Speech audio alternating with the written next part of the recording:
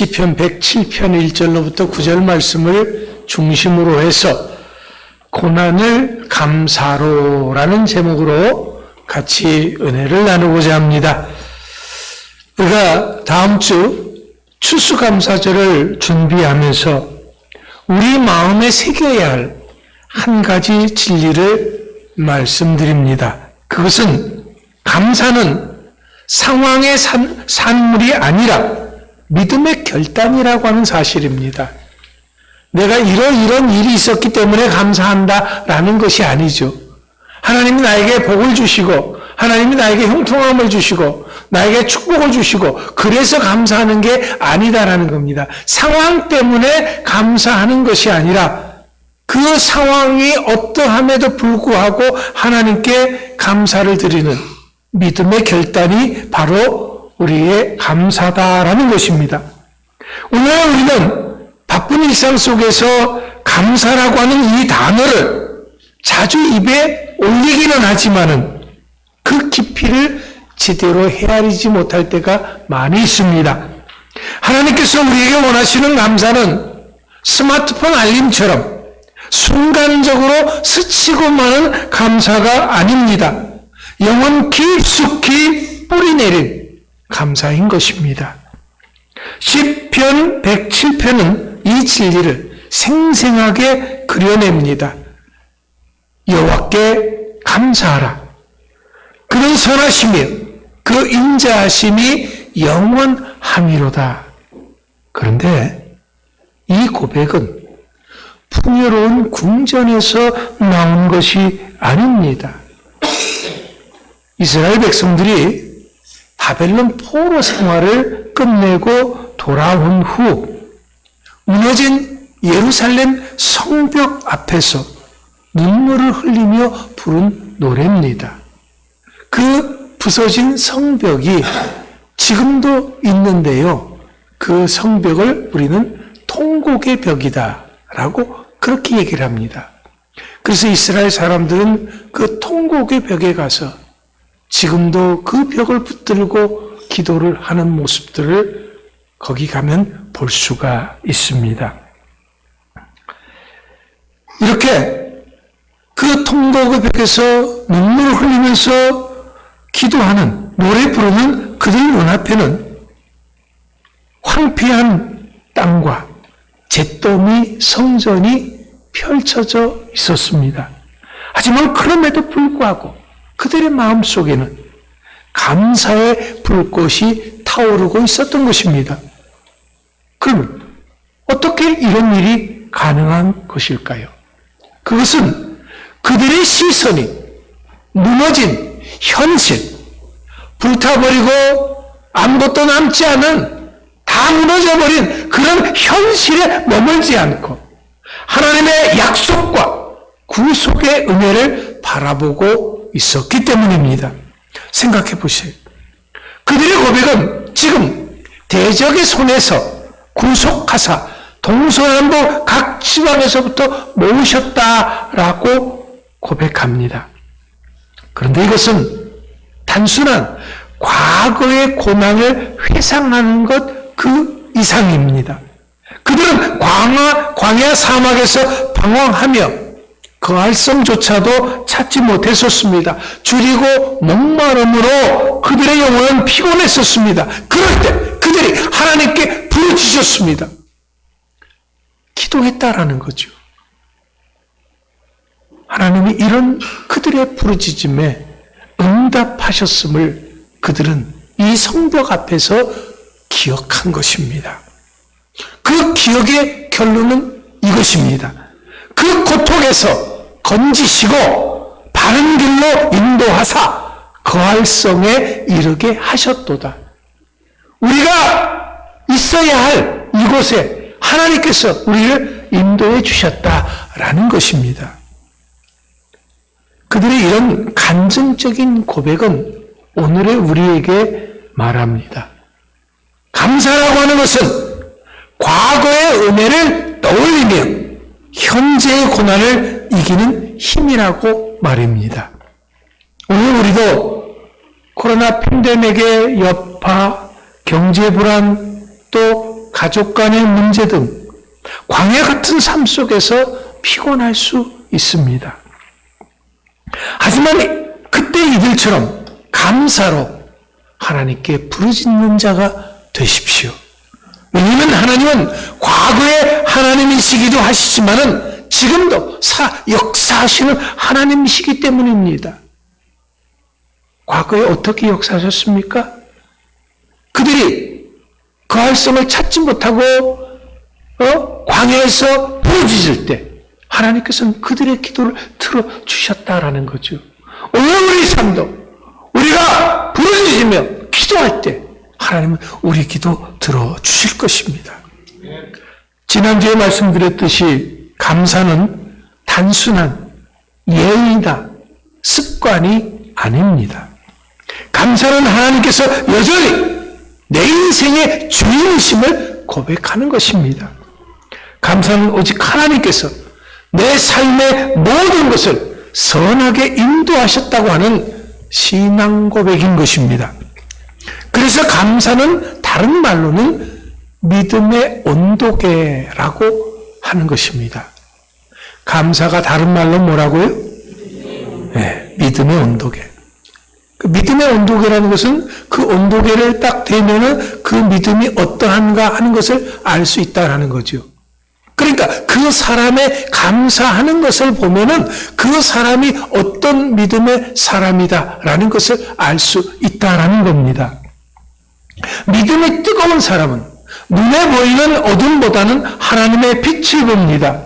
길이 막히고 희망이 사라진 듯한 순간에도 그 입술에서 주님 감사합니다라는 말이 끊어지지 않습니다.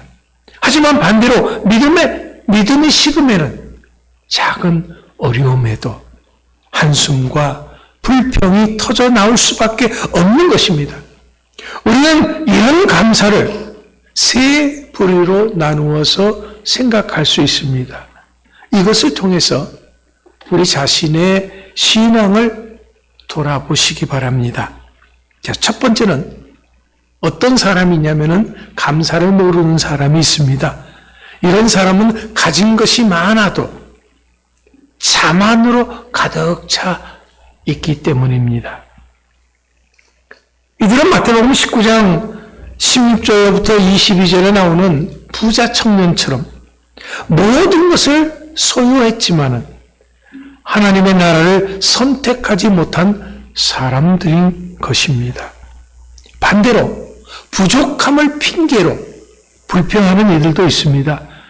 민수기 11장 4절부터 6절의 이스라엘 백성들처럼 하나님께서 매일같이 만나를 주시는데도 그들은 불평했습니다. 뭘 불평했나요? 과거 애굽에서 노예살이하면서 먹었던 그 고기와 생선과 각종 양념들을 그리워하면서 원망했습니다.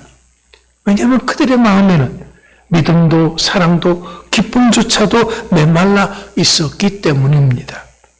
이것은 마치 우리들이 소셜미디어에 중독된 것과 같습니다. 수많은 좋아요, 물질이 있어도 내적 공허가 채워지지 않아서 마음속에는 터질 듯한 불평이 가득한 것입니다. 이런 상황이기 때문에 하나님을 바라볼 생각조차도 못합니다.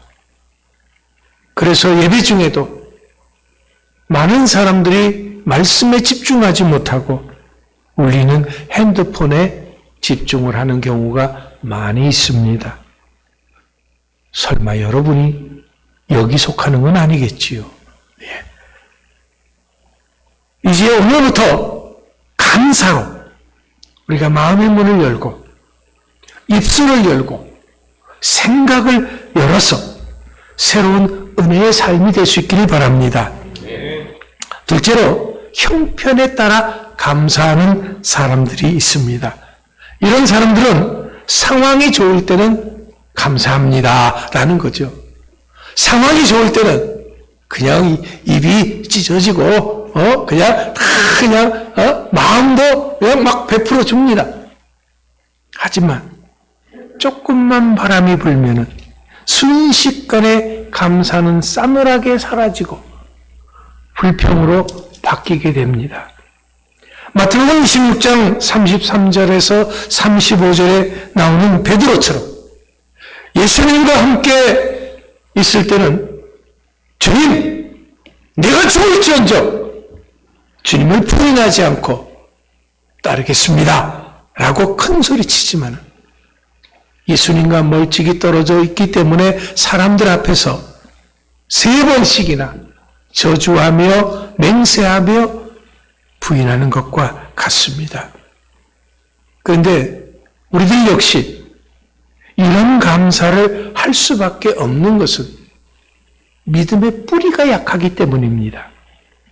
그렇기 때문에 이제부터는 더 이상 하나님이 나에게 좋은 것을 주시는 분임을 의심하지 마시기 바랍니다. 이사야 55장 8절로부터 9절 말씀처럼 하나님의 계획은 우리 생각보다 크시기 때문입니다. 지금 내 형편이 어렵다고 해서 내가 끝까지 어려우라는 법은 없는 것이죠. 내가 지금 힘든 고난의 순간에 처해 있다고 할지라도 하나님께서 나를 향하신 그 놀라운 뜻과 섭리는 돌이킬 수 없는 것입니다.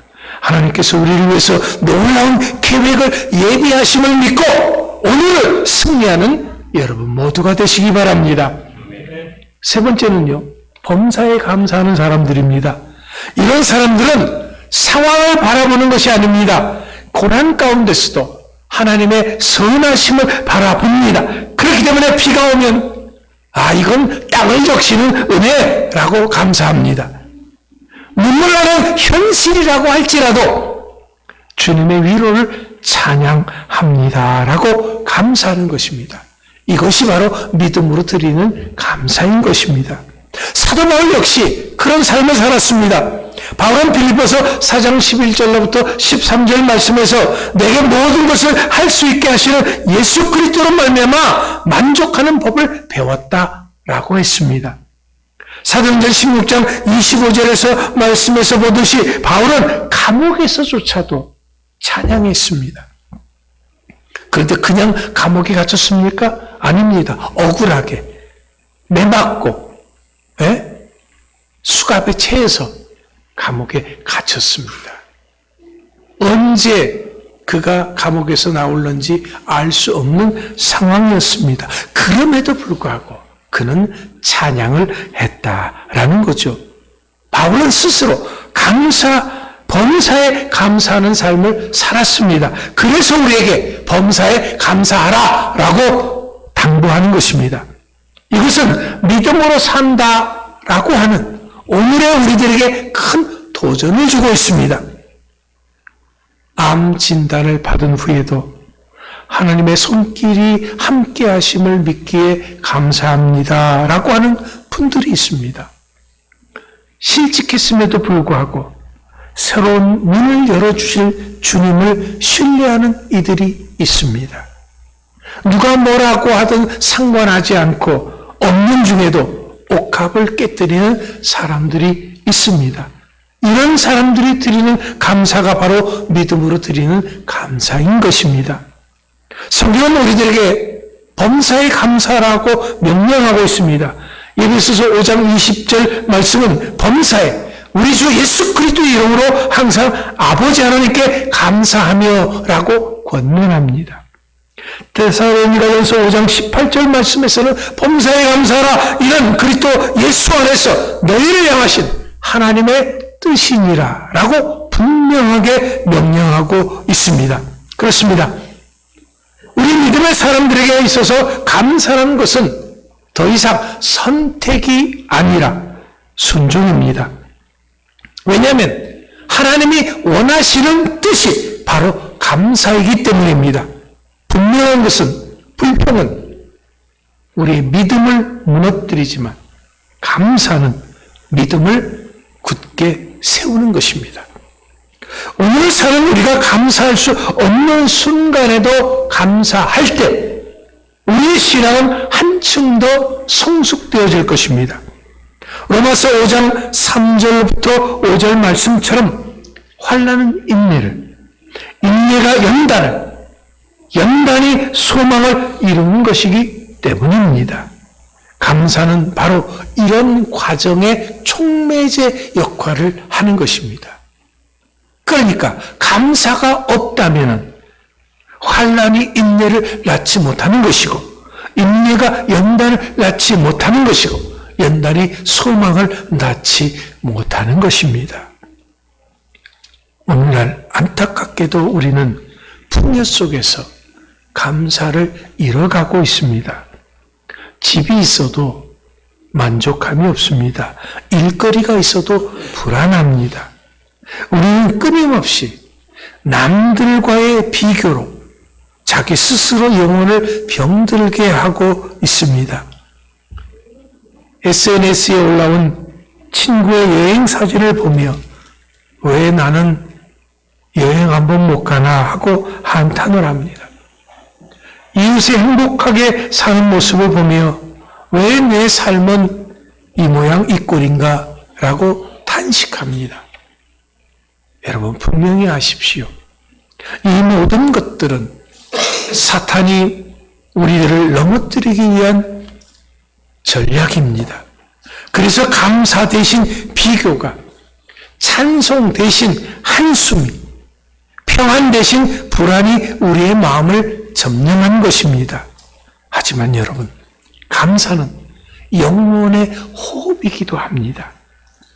그래서 이 호흡이 멈추면은 몸이 죽듯이 감사가 끊어지면 영혼이 병드는 것입니다. 물론 감사가 현실을 바꾸지는 못할 수 있습니다. 하지만 감사는 그 현실을 바라보는 눈을, 우리의 생각을 바꾸어 주는 것입니다. 그래서 내가 감사하는 순간 하나님은 내 삶의 새로운 문을 열어주실 것입니다. 이제 한 사람의 실화를 나누고자 합니다. 19세기 말 미국 땅에서 조선으로 온 선교사입니다. 그 선교사의 이름은 민노아 선교사인데요. 한국 이름이고요. 프레데릭 S. 밀러라고 하는 목사님이십니다. 1892년 그는 낯선 땅 조선에 발을 디뎠습니다. 언어의 장벽, 문화의 충격, 혹독한 기후 속에서도 굴하지 않고 복음을 전했습니다. 하지만 민노아 목사님의 삶은 고난의 연속이었습니다. 첫째 아들은 태어난 지 얼마 만에 하늘나라로 갔습니다. 겨우 둘째 아들을 얻었는데 둘째 아들마저도 곧 잃고 말았습니다.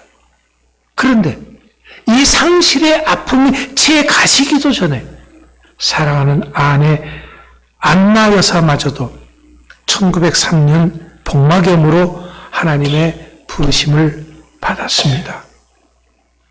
민노아 선교사는 이렇게 사랑하는 아내와 아이들을 잃고 홀로 조선 땅에 남겨졌습니다. 이때 당시 조선 사람들이 그에게 묻습니다. 선교사님, 당신이 전하는 예수는 도대체 어떤 분이십니까? 당신은 모든 것을 잃었는데 왜 여전히 이 조선 땅에 머무르십니까? 그는 잠시 침묵하다가 눈물을 머금고 이렇게 대답합니다. 예수님은 우는 자의 위로요, 없는 자의 풍성이며 천한 자의 높음이요 잡힌 자의 노임이 되시는 분입니다. 이것은 우리가 잘 아는 찬송가 96장 예수님은 누구신가 라는 거지요. 이 고백 속에서 그의 믿음이 녹아 있었습니다. 그는 상황의 포로가 되지 않았습니다. 그런 절망의 자리에서조차도 감사를 잃지 않았습니다. 사명을 포기하지 않았습니다. 왜냐하면 그의 감사는 현실 상황이 아니라 예수 그리스도라고 하는 흔들리지 않는 바위에 뿌리를 두고 있었기 때문입니다. 이 민선교사님은 조선에 남아서 1937년 하나님의 부르심을 받을 때까지 계속해서 가난한 이들을 섬겼습니다. 찬송가를 번역하고 작사도 했습니다. 그러니까 96장 예수님은 누구신가가 이 민노아 선교사님이 작사한 것이고요. 204장 주의 말씀 듣고서 427장 마음 가난한 사람, 451장 예수 영광 버리고 588장 공중 나는 새를 보라. 이 모든 것들이 다 민노아 선교사님이 작사한 찬송가입니다. 뿐만 아니라 학교를 세워서 복음의 씨앗을 뿌렸습니다. 제가 민노아 선교사님을 왜 말씀드리느냐라면요, 이분이 충청지역 선교의 개척자이기 때문에 그렇습니다. 아마도 청주 지역에서 44년간 선교 활동을 할 때 이 조치원역을 수도 없이 왔다 갔다 했을 것입니다. 이런 그의 삶은 오늘 우리에게 이렇게 외칩니다. 감사는 잃어버린 자리에서도 하나님을 붙드는 힘이다 라고 말입니다. 여러분, 건강이 무너지거나 관계가 깨질 때 민노아 선교사님처럼 감사로 주님을 바라보십시오. 그 감사 속에서 하나님의 위로가 임할 줄 믿습니다. 사랑하는 성도 여러분, 우리 인생에도 이해할 수 없는 고난이 찾아올 때가 있습니다. 그런데 이럴 때 기도했는데도 응답이 늦어지면 하나님이 나의 기도에 대해서 침묵하시는 것처럼 느껴질 때가 있습니다. 그러나 하나님은 결단코 단 한순간도 우리를 포기하지 않으셨습니다. 내가 그렇게 느낄 뿐이고 생각할 뿐이다 라는 거죠. 그런데 이 순간은 하나님의 고난을 통해서 우리를 빚고 계시는 시간입니다. 더 강한 믿음, 더 깊은 사랑으로 우리를 만드시는 중입니다. 그 과정에서 감사는 우리가 붙들 수 있는 유일한 줄인 것입니다. 감사는 나의 절망을 찬송으로, 나의 눈물을 믿음으로, 나의 상처를 은혜로 바꿀 수 있는 것입니다. 그래서 결국에는 로마서 8장 28절 말씀처럼 하나님을 사랑하는 자, 곧 그 뜻대로 부르심을 입은 자들에게는 모든 것이 합력하여 선을 이루느니라 라고 고백하게 될 것입니다. 그렇습니다. 감사하는 신앙은 폭풍 속에서도 우리를 든든히 서 있게 하는 것입니다. 그렇다면 이제 오늘 우리도 시편 107편 말씀처럼 주인 영혼을 좋은 것으로 채워주시는 하나님을 신뢰하며 광야 속에서도 감사하는 여러분들이 될 수 있기를 축원합니다. 그 감사가 우리 삶을 하나님의 약속된 거할 성으로 인도할 것입니다. 그렇다면 이제 우리는 핸드폰과 TV보다는 단 한 줄이라도 감사 일기를 쓸 수 있게 되길 바랍니다. 카톡이나 페이스북 대신 성경을 펼쳐보는 우리가 됩시다. 불평 대신 감사를, 한숨 대신 찬양을, 두려움 대신 믿음을 입술에 고백하는 우리가 됩시다. 이런 감사의 역사가 여러분의 가정의 화목을, 일터의 축복을, 우리 교회의 큰 부흥을 이룰 줄 믿습니다. 이제부터 우리가 해야 할 고백은 주님, 상황이 아니라 주님 때문에 감사합니다라는 것입니다. 이 고백을 통해서 이제 우리 삶 속에서 매 순간 하나님의 놀라운 역사가 있어질 수 있게 되기를 주의 이름으로 축원합니다. 기도하겠습니다.